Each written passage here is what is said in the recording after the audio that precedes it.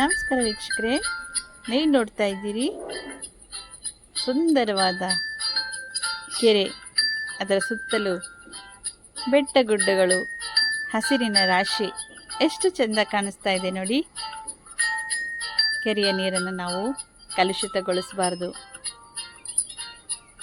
ಇಲ್ಲಿ ಯಾರೂ ಕಲುಷಿತಗೊಳಿಸಿಲ್ಲ, ತುಂಬ ಚೆನ್ನಾಗಿ ಇಟ್ಕೊಂಡಿದ್ದಾರೆ. ಕೆರೆಯ ನೀರನ್ನು ನಾವು ಉಳಿಸ್ಕೊಳ್ಳೋದ್ರಿಂದ, ಅಂದರೆ ಜಮೀನುಗಳಿಗೆ ಹಾಯಿಸುವಂತಹದ್ದು ಅಥವಾ ಬೇರೆ ಉಪಯೋಗಗಳಿಗೆ ಬಳಸ್ಕೊಳ್ಳುವಂಥದ್ದು ಮಾಡಿದಾಗ ಅದು ಖಾಲಿಯಾಗಿ ಹೋಗುತ್ತೆ. ಆದರೆ ಹಾಗೆ ಮಾಡದೇ ಇದ್ದಾಗ ಅದು ಮತ್ತಷ್ಟು ಉಪಯೋಗವನ್ನು ಪಡ್ಕೊಳ್ಳುತ್ತೆ. ಅದು ಹೇಗೆ ಅಂದರೆ, ಕೆರೆಯಲ್ಲಿ ನೀರು ಸಂಗ್ರಹ ಹಾಗೇ ಇದ್ದರೆ ಸುತ್ತಲಿನ ಬಾವಿಗಳಲ್ಲಿ ನೀರಿನ ಮಟ್ಟ ಹೆಚ್ಚಾಗುತ್ತೆ. ಆಗ ಅವರು ಜಮೀನುಗಳಿಗೆ ಅದನ್ನು ಹರಿಸ್ಕೊಳ್ಬಹುದು.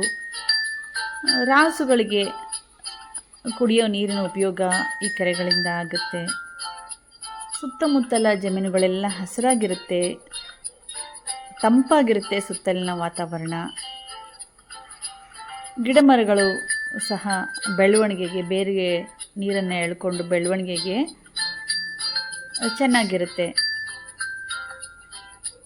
ಅಂತರ್ಜಲದ ಮಟ್ಟ ಹೆಚ್ಚಾಗುತ್ತೆ ಕೆರೆಯಲ್ಲಿ ನೀರಿರೋದ್ರಿಂದ. ಹೀಗೆ ಬಹಳಷ್ಟು ಉಪಯೋಗಗಳನ್ನು ನಾವು ನೀರು ಕೆರೆಯಲ್ಲಿ ಇದ್ದಾಗ ಕಾಣ್ತೇವೆ. ಅದು ಒಣಗಿ ಹೋದರೆ, ಅಂದರೆ ಅದು ಸ್ವಲ್ಪ ನೀರು ಬಿದ್ದ ತಕ್ಷಣ ಸುತ್ತಲಿನ ಜಮೀನುಗಳಿಗೆ ಅದನ್ನು ಹಾಯಿಸಿ ಬೆಳೆನ ಇಟ್ಕೊಂಡು ಬಿಟ್ಟರೆ ಅದು ಖಾಲಿಯಾಗಿ ಹೋಗುತ್ತೆ.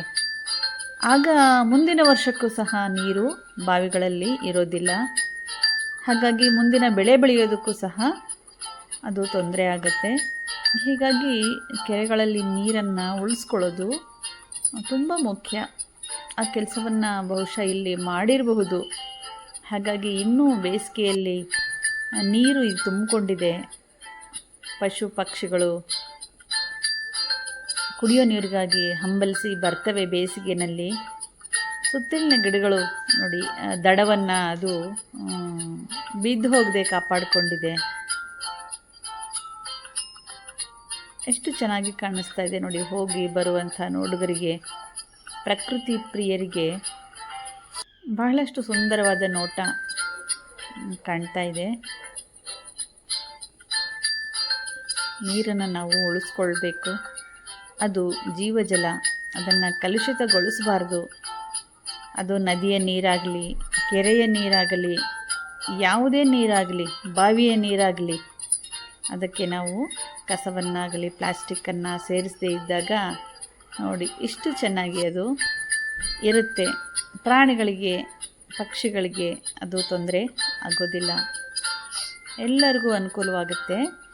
ಹಾಗಾಗಿ ನಾವು ಕೆರೆ ಕಟ್ಟೆಗಳನ್ನು ಸಂರಕ್ಷಿಸೋಣ. ನಮಸ್ಕಾರ.